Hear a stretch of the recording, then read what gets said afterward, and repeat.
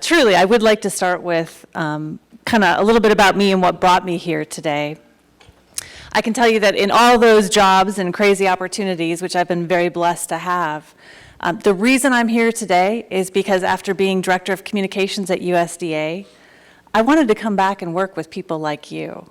I love the ag world, I love the ag space, and what I saw happening was this trust gap growing, right?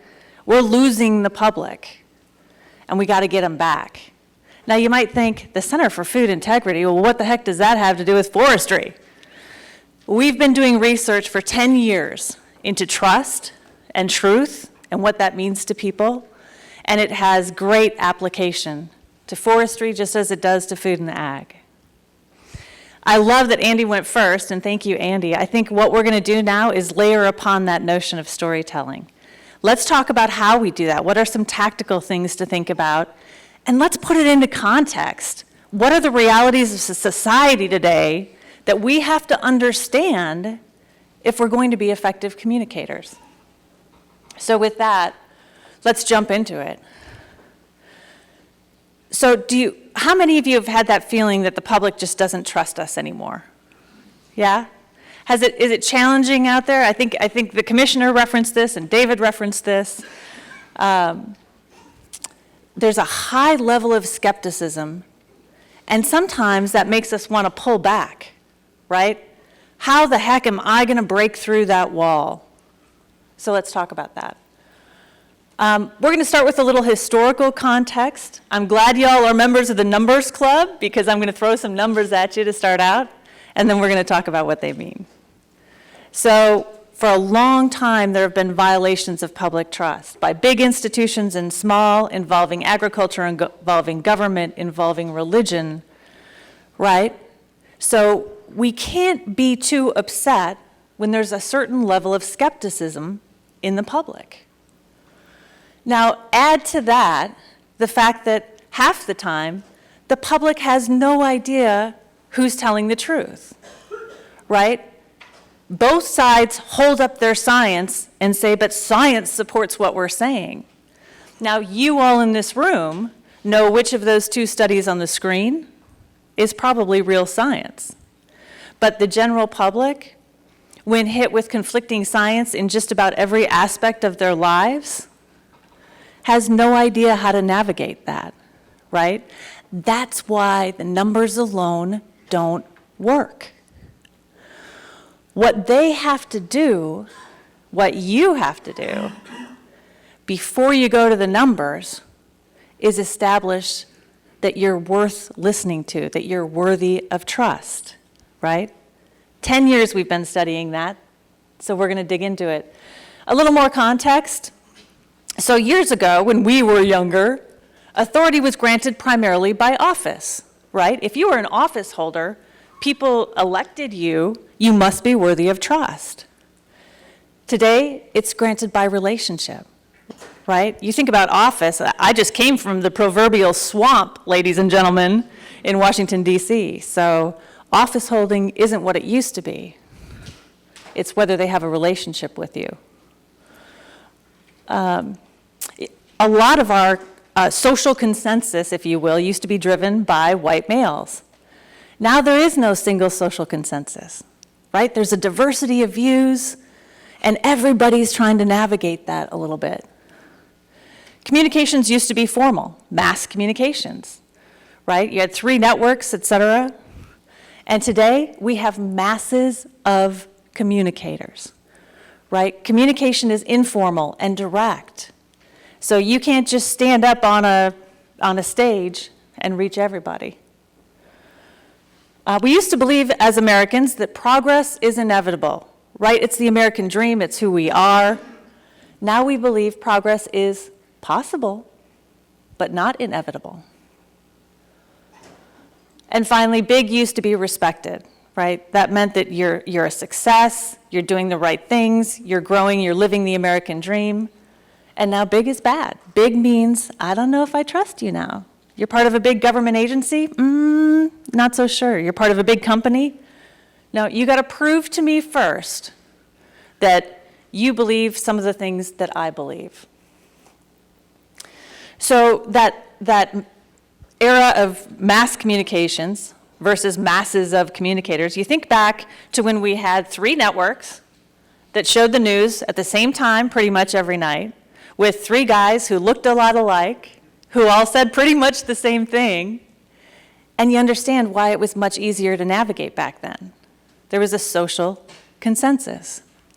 Today, there's an informal, tribal communication model that society is following, right? I listen to the voices I trust. That's friends, that's family, it may be credentialed experts if you've established that you're worthy of their trust, but it's a combination of all of that. And if we're not in those networks, ladies and gentlemen, that trust gap is just gonna keep widening, right? So what does that mean, tribal communications? What does that mean about where we actually are today? Well, we do a lot of work with consumers and a lot of consumer panels. So we asked this mom panel about the sources that they rely upon. And I think you might find Heidi's answer interesting. I'm part of a mom's group. When there's a big consensus, I think there's something here. You don't need scientists confirming it when you have hundreds of moms, right? You don't need scientists confirming it. Now do you wonder why the numbers club isn't so impactful? Wonder why you're hitting that brick wall, right? And you don't have to be in the mom's club per se, but you have to be in the circle of influence. So how do you get there? So when we talk, I'll go one more layer when talking about communicating science. Alan Alda has done a lot of research in this area. You may or may not know that. He wrote a book called If I Understood You, Why Would I Have This Look on My Face? And talks a lot about successful communications. But one of the things he says when asked about the hostility towards science is that trust is really important because people don't have time in their daily lives to sort through, I mean, especially when you think in the food and ag space, like one day coffee is good for you, the next day it's not, the next day it is, and the 5th day it's not, right? And it goes back and forth. And the same applies in the area of forestry. Well, is clear cutting good or bad? Are wildfires, are we gonna prevent them or cause them? The average person doesn't know how to navigate that. Okay, so I'm gonna take you on a little journey through a research project because we're gonna come out the other side and I think you're gonna have a really good sense of what we need to do to be effective communicators.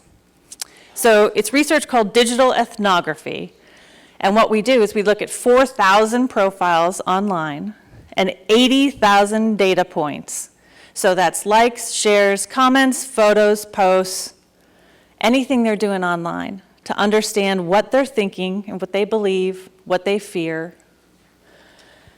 So we start with the belief continuum. What is truth? We asked, what is truth? What makes information true?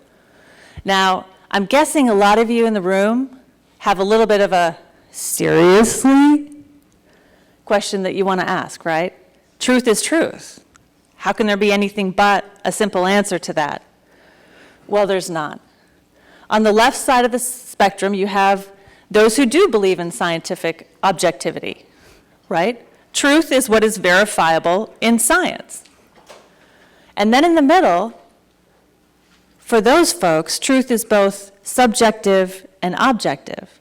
I'm interested in knowing that it's scientifically grounded, but I also want to know that it's ethical. It has to be both. I want to know that you have scientific backing, but I want to know that you're doing the right thing. And then on the right, it's entirely subjective. If it feels right to me, then it's true. And you all know those folks, right? The trolls, sometimes the loudest voices online, sometimes the voices we tend to pay attention to, when really the folks we need to pay attention to are the folks in the middle. Why? Well, let's take a look at how it breaks down. Those who believe in scientific objectivity as equating to truth, a whopping 6% of the population. For those in food and ag, and I'm guessing a lot of you in forestry, those are the folks you've been talking to, right? That's who the numbers club reaches. If you look in the middle, you have almost 80%, and 14% out there on that far right. We're never going to reach them, and we're not focused on them. So how do you reach those 80% in the middle? Again, they want the ethics with the science. And the great news for you guys, they want environmental context. The interest in sustainability is exploding. You know, there were a lot of folks who said, oh, sustainability is so overused. Nobody knows what it means. It's just a fad. It's going to go away. I'm telling you what, the research sure doesn't suggest that. You have an incredibly powerful platform because of that. Most of all, the public wants assurance you're doing the right thing. In our research, simply saying, I am committed to doing the right thing is powerful. It's compelling to consumers. So don't be afraid to say it. Who you are is as important as what you know. Why is that? Think back to what we said about a tribal environment for communications. You have to build the relationship. You have to earn the trust first to unlock the door to share the science. And frankly, if you earn the trust, the science probably isn't even going to matter because they trust you. Consumers want scientific grounding, not scientific information. It's so easy to fall into the jargon, right? You know the science. That's not what's important to share. What's important to share are the ethics behind it. So we worked with Iowa State University to look at more than 20 different studies that involve trust. How do you build trust? And we've been building on these studies for 10 years. But fundamentally, that's what we need to have the freedom to operate. That's what we need to be able to manage the forests well, right? And to have the public support that we need to continue in our roles. So what is trust made of? Influential others. So that's friends, family, and credentialed experts, you. Those are the messengers. What about the message? There's competence, that's the science and facts, and then there's confidence, which is really the values similarity. Between competence and confidence, which do you think is more important? Confidence. Well, if you've been listening to anything I've been saying, you ought to know that answer by now, right? How much more important?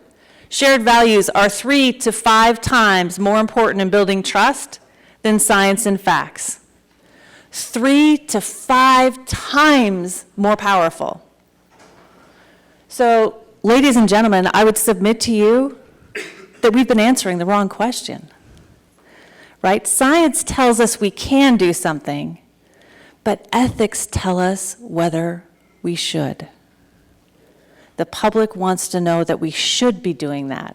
The public wants to know that clear cutting does help with forest health, which Tyler and I decided on the way here we're going to start calling rejuvenative agriculture, by the way, or rejuvenative forestry, since that's such a trigger term. So sometimes you feel like this, right? Consumers are over there, and you're here, and there ain't no bridge between you. Well, I would suggest to you that there's a very clear bridge. And it does involve storytelling. Storytelling is part of it. I love how the morning started. But what are some elements to help us build that story? Shared values are key. And you have so many in the work you do. I pulled out just a few examples. So talking about the benefits to people of forestry, you know what they are.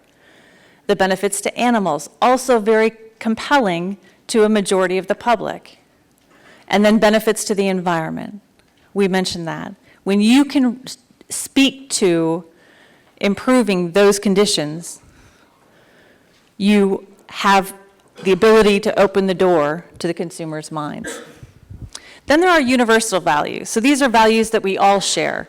Responsibility, respect, and truth. You begin to see how weaving values into how you describe things can be effective, right? And it's not anything completely outside the realm, I hope, of the way you speak, but remembering to incorporate that, to talk about respecting the forest landowner, the private landowners, remembering to talk about being committed to doing the right thing, and acknowledging that you have a very important responsibility, that's compelling to people. They want to hear you say, I take my responsibility seriously, right? And then there's personal values. And if you haven't each taken a moment to think about the values that drive you, I'm going to ask you to do that before this conference is over, because it's so very important. If you want to be allowed into that tribal network, if you want people to listen to you, if you want them to care, then they have to believe in you. And they have every reason to believe in you because you have a noble calling. But do they know that? Do they know why you're here today and why you do the job you do? If you're like a lot of the other folks we work with, when asked why you became a forester, you might talk about enjoying working outdoors, applying the science you've learned, helping people understand forest management. None of those answers are incorrect or wrong, right? There's nothing wrong with them inherently, but how much more powerful would it be if you talked about your passion? What are you passionate about that they care about? Or if you talked about what inspires you, right? Because that's how you bring people along with you. If you first convince them that you really care deeply about what you're doing, then they're going to come right with you for the rest of the story. That story that you're going to construct this afternoon should be filled with values. So we talked about values helping to build trust. The studies are clear, the pathway is clear, but the right message has to go with the right platform, right? If you can have the best message in the world, the best story in the world, but if no one hears you, it's kind of like a tree falling in a forest, right? So how do you make sure that your message is heard? How do you be part of telling the story of forestry? Now, this is the part that some of you are going to go, no, don't make me do it. But let's just take a look at the power of social media. Today, 3.5 billion people use social media, almost half the population. Nearly 70% of adults in the US use at least one social media site, and 90% of 18 to 29-year-olds.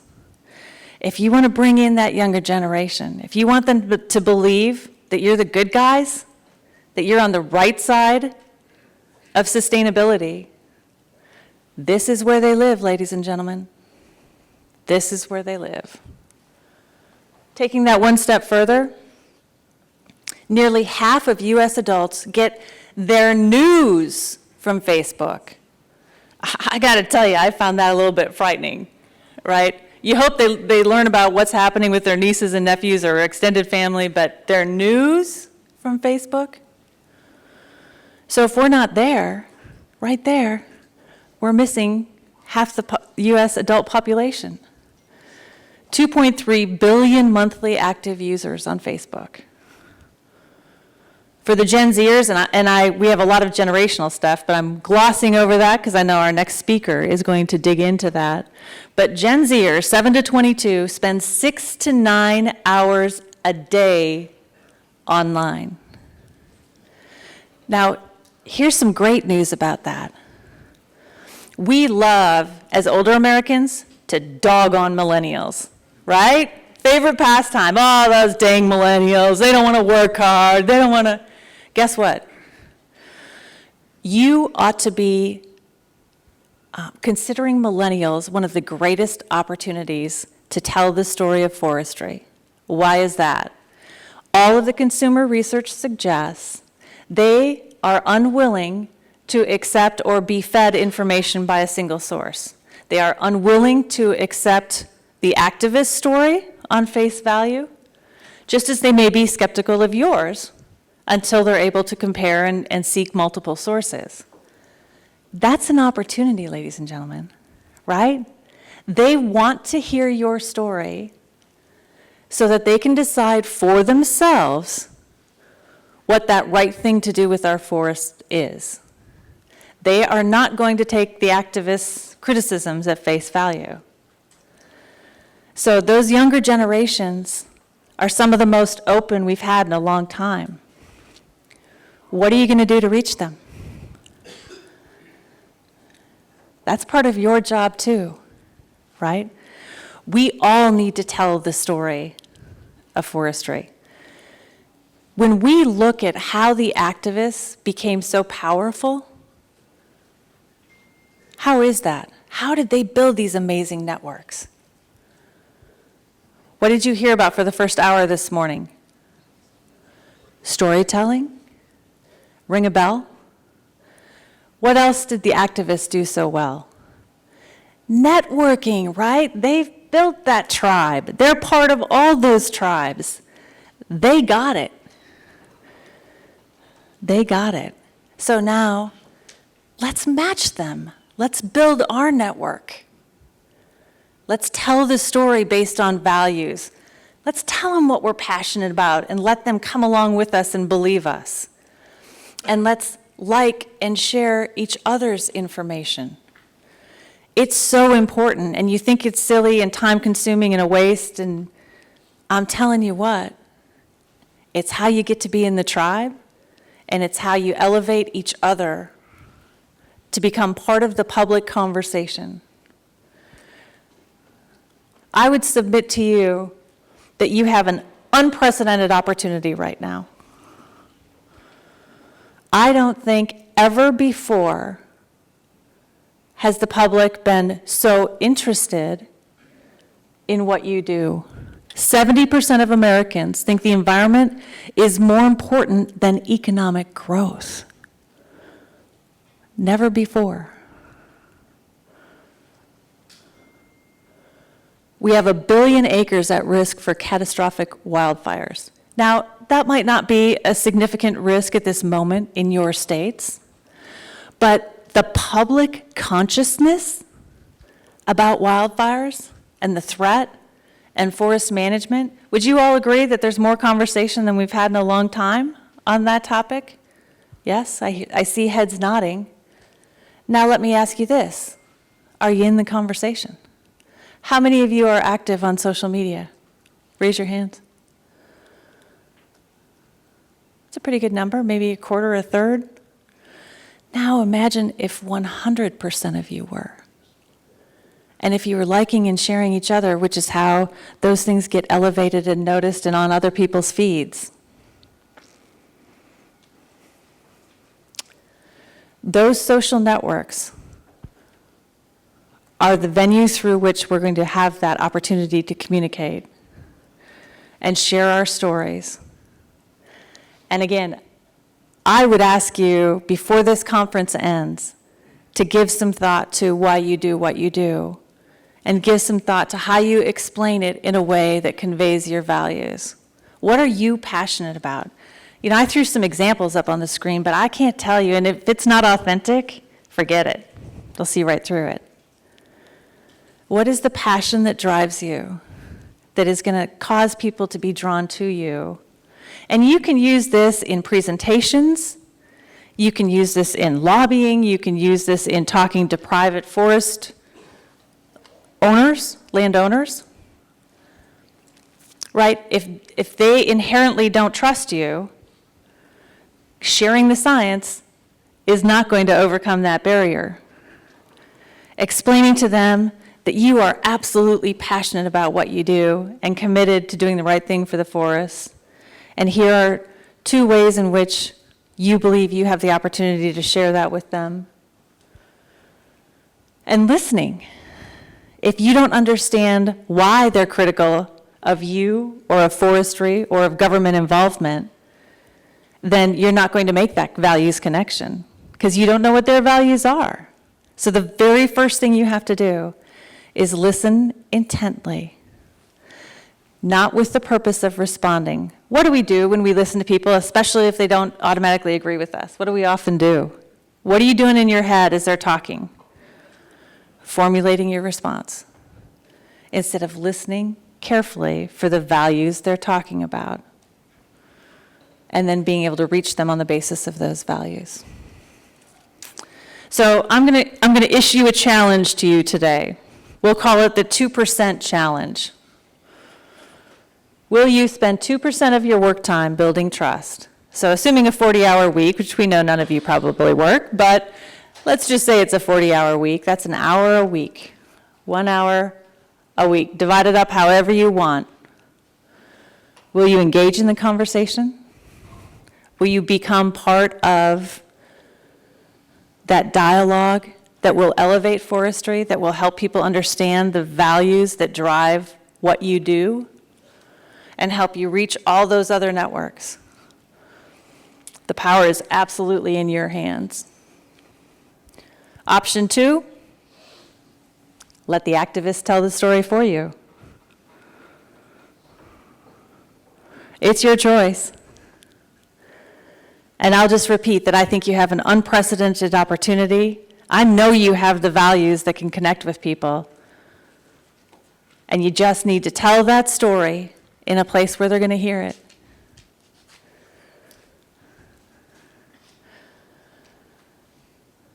So when we talk about things you can do, being on social media, I mentioned the fact that likes and shares of other people's posts, if you don't want to post your own original content, okay, maybe that's outside your comfort zone. Just by creating an account and liking your colleagues' posts causes them to get seen by your whole circle, and then somebody else likes it in their whole circle, right? That's how we get the word out there. Finding that common ground, starting with the values. What do they value, and what do you value that lines up with it? That's how we're going to reach them, not through science and numbers. And are you responsive when someone asks a question? That's really, really important. So we spent 3 years studying transparency, what that means to people, and the power of it. And we know with certainty that transparency helps to build trust. One of the elements of transparency in the public's mind is that engagement and responsiveness. Are you willing to invite questions? Are you willing to invite scrutiny and skepticism? And are you responsive when you get it? So when you get those messages into the website or the Facebook page where you go, I think this is a plant, I think this is probably an activist, maybe we should just hide that or ignore it, or I challenge you to engage. Start first not by saying, well, you idiot, the science says this. Start first by asking questions. What is it that leads you to believe that? Or what can I offer you? What information? Engage them in a way that tells them that you care about what they think. Because what the research shows is they will then trust you more even if they don't agree with you, because you have shown a willingness to engage with them. So don't be afraid of the skepticism. I would much rather have a skeptical group than a group that has said, don't even want to talk to you guys. You're way out there. Your values don't align with mine. You have an opportunity. And then, final thought along those lines, is your website up to date and optimized for search engines? And if that sounds like Greek to you, just make sure that your IT people know what that means. If we understand that 70% of adults and 90% of younger people are getting their information online, and we have a 1970s website that isn't found when people enter certain search terms, are we in the conversation? Probably not. Right? So the importance of that technical side cannot be overstated. But I would still submit to you that the number one most important thing is to be able to convey your passions, your values, and tell your story and the story of forestry.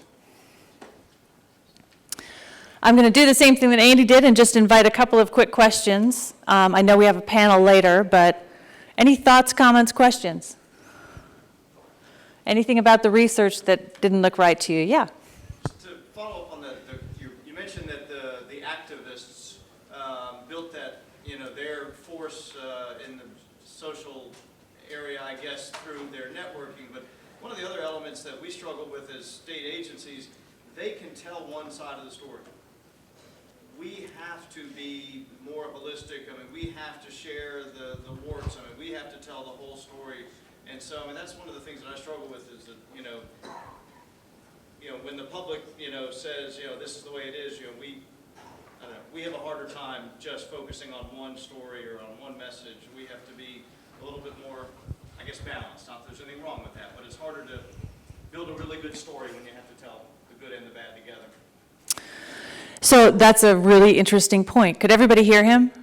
He was saying as a state agency, the activists can tell completely one side of the story, and you feel very compelled to be balanced, to present both sides. That's part of maintaining your integrity, right? I would submit to you that there's a way to navigate that, and here's why.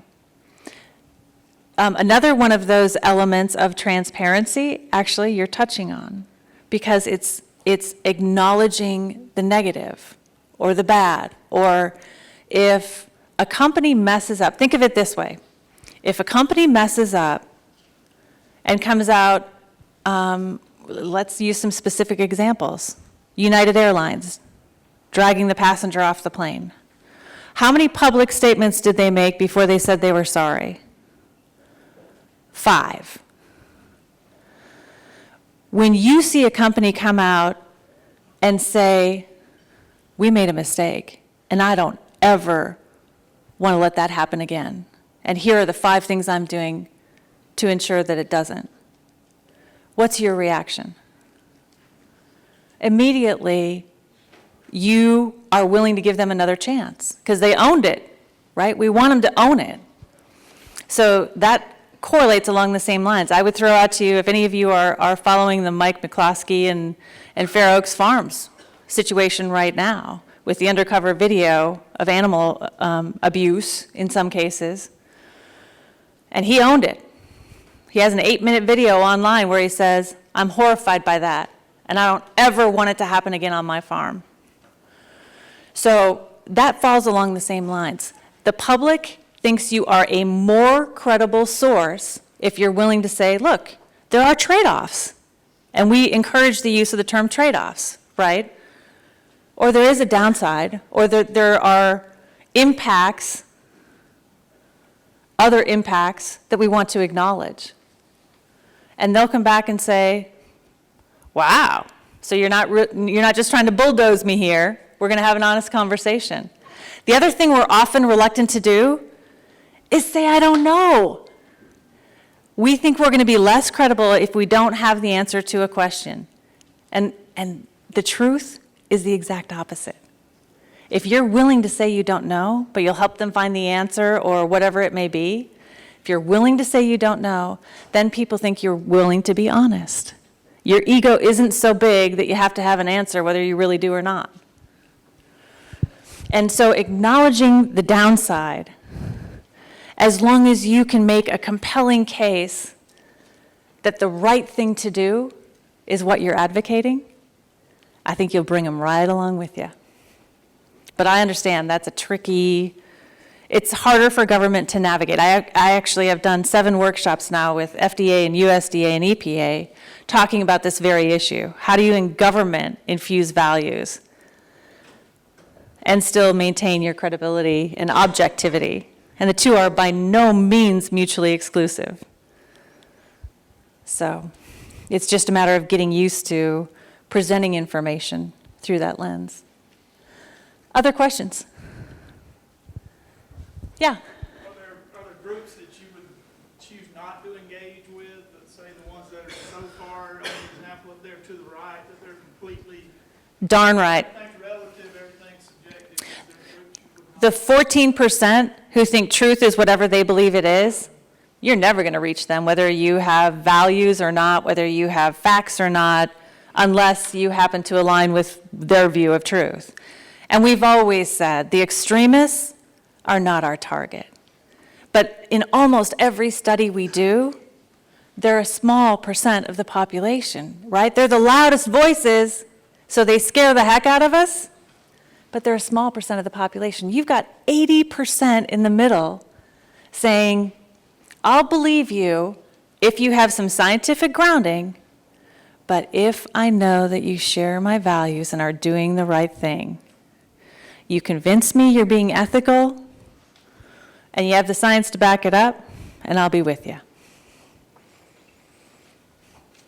Other questions? All right. Well, thank you so much. It's been a great pleasure. I've enjoyed